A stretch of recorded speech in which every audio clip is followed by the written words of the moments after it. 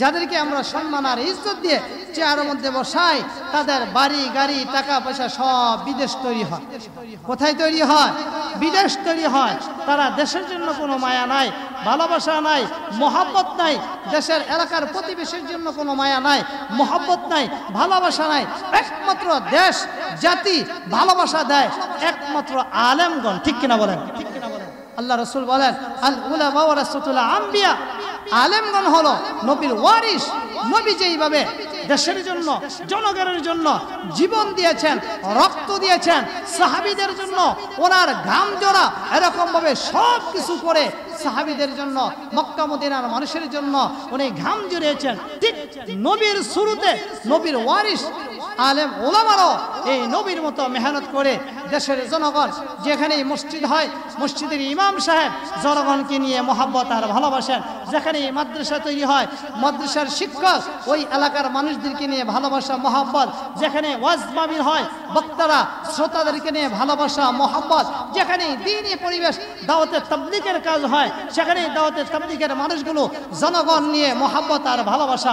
একমাত্র যারা চেহারের মধ্যে বসে তারাই জনগণকে ভালোবাসে না, মহব্বত করে না, দেশকে ভালোবাসে না, মহব্বত করে না। তারা একমাত্র মহব্বত করে, তারা টাকা অর্থ সম্পদ সবকিছু লন্ডন করে তারা বিদেশে বাড়ি গাড়ি টাকা পয়সা সব কিছু জমা করে। ঠিক কিনা বলেন?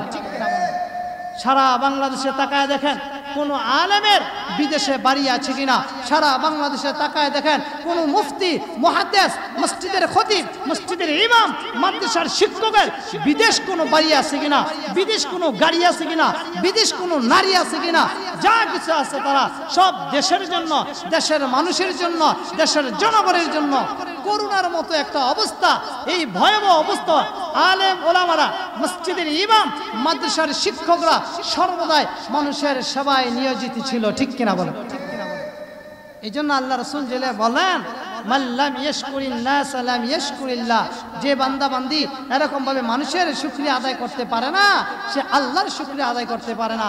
যারা চেয়ারের মধ্যে বসে তারা অধিকাংশ মানুষগুলো মানুষের শুকরিয়া আদায় করতে পারে না। ঠিক কিনা বলেন?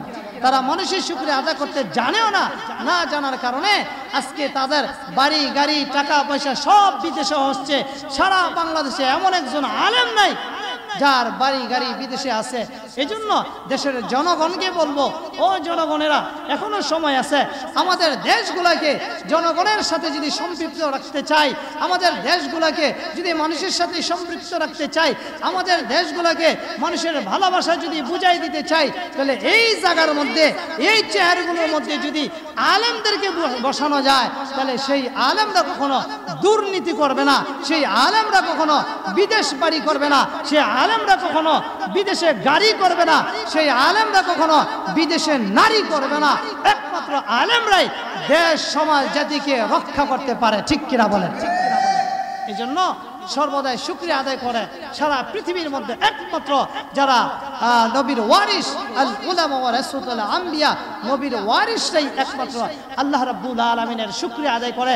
আর এই শুকরিয়ার মধ্যে সবচেয়ে বেশি নবীর ওয়ারিসরা মানুষের শুকরিয়া আদায় বেশি করে, কারণ সর্বদাই মানুষের সুখে দুঃখে আলেম ওলামারা পাশে থাকে। মানুষের সুখে দুঃখে আলেম ওলামারা কি পাশে থাকে।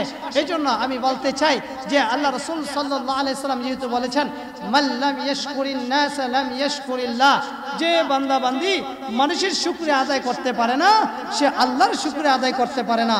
আর আল্লাহ বলতেছেন, লা ইন শাকারতুম লা আযীদান্নাকুম ওয়া লা ইন কাফারতুম ইন্না আযাবি লাশাদীদ। যে বান্দা বান্দি নিয়ামত পাইয়া নিয়ামতের শুকরিয়া আদায় করে, আল্লাহ তাআলা তার নিয়ামত বাড়ায় দেয়। সারা বাংলাদেশে একমাত্র আলেমদের নিয়ামত আল্লাহ তাআলা এমন ভাবে বাড়াইতেছে, লক্ষ লক্ষ নয় কোটি কোটি আমরা বুঝতে পারি না, অনুভব করতে পারি। দেখেন আজ থেকে কত বছর আগে, কয়েক বছর আগে তাকায় দেখেন সারা বাংলাদেশের আলেম কেমন ছিল, সারা বাংলাদেশে মসজিদ কেমন ছিল, সারা বাংলাদেশে মাদ্রাসা কেমন ছিল। আজকে আলেমদের শুকরিয়ার কারণে, যেই আলেমরা মানুষের শুকরিয়া আদায় করে, করোনার সময় মানুষের জন্য জান প্রাণ ছিল, বিপদে আপদে আলেম ওলামারা মানুষের জন্য জান প্রাণ যেই এলাকায় বন্যা হয় মসজিদের মিম্বরের মধ্যে বসে ইমাম আলেম ওলামারা মানুষের হাত দুয়ারে দুয়ারে হাত পেতে মানুষের জন্য শুকরিয়া আদায় করার জন্য তারা হাত পাতে। আর আলেমদের জবান থেকে এই কথাগুলো শুনে জনগণ একত্রতা পোষণ করে সমস্ত জায়গায় যেখানে এরকমভাবে মানুষের অভাব অনটনে আছে সেখানে তারা তাদের সব কিছু বিলিয়ে দেয়। একমাত্র উসিলা হলো আলেম। এই আলেমরাই সারা বাংলাদেশের মানুষের শুকরিয়া আদায় করতে পারে। ও আমার বন্ধুরা, এই জন্য এই চেয়ারগুলোর মধ্যে যদি আলেমরা বসতে পারে তাহলে আর দুর্নীতি হবে না, আর গম চুরি হবে না, আর টিন চুরি হবে না, আর সেলাই মেশিন চুরি হবে না, আর টাকা পয়সা চুরি হবে না, আর বিদেশে বাড়ি গাড়ি হবে না, আর বিদেশে নারী হবে না।